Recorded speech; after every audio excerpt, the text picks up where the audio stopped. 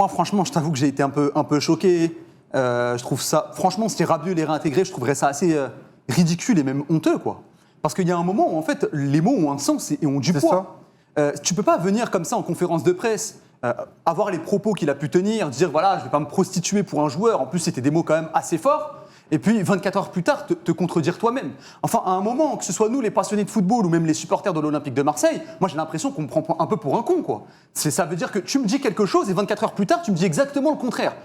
Et puis à ça, tu rajoutes le fait que Benassia a dit qu'il n'y aurait pas de retour en arrière, que Longoria a dit que c'était quelque chose d'une violence inouïe, quelque chose qu'il n'avait jamais vu dans un vestiaire, que voilà, Roberto De Zerbi, comme on l'a vu dans la déclaration, a dit qu'il n'allait pas se prostituer pour un joueur et que s'il est sur la liste des transferts, il sera vendu et on partira sur autre chose. Donc, et puis à tout ça, tu ajoutes également toutes les déclarations effectivement de Véronique Rabiot, qui est l'agent et la maman de Rabiot et qui a dit quand même des choses assez étonnantes. Elle a quand même dit que Roberto De Zerbi, c'était quelqu'un qui n'arrêtait pas d'aboyer. Elle a quand même considéré que Benassia et Longoria étaient des personnes qui étaient incompétentes, qui n'avaient rien à faire. Qui n'avaient rien à faire là. Qui avaient trop d'orgueil et qui étaient marqués par leurs égos. On est à la limite du manque de respect, quoi. Et donc, finalement, le joueur va peut-être être réintégré. Moi, je trouve qu'avec toutes les déclarations qui ont été faites cette semaine-là, sincèrement, je trouverais ça honteux qu'il soit réintégré. Il y a un moment où tu as eu 5 jours, voire une semaine avant de venir en conférence de presse.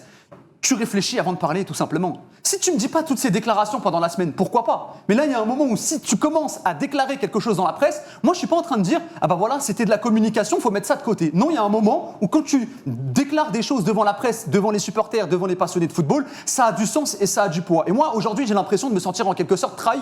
C'est-à-dire que tu m'as dit quelque chose, et moi, j'étais plutôt d'accord d'ailleurs avec le club. Je me rangeais plutôt à côté du club. Je trouvais que c'était une décision courageuse de la part de l'Olympique de Marseille. Ça n'arrêtait pas de dire qu'il fallait respecter l'institution, etc.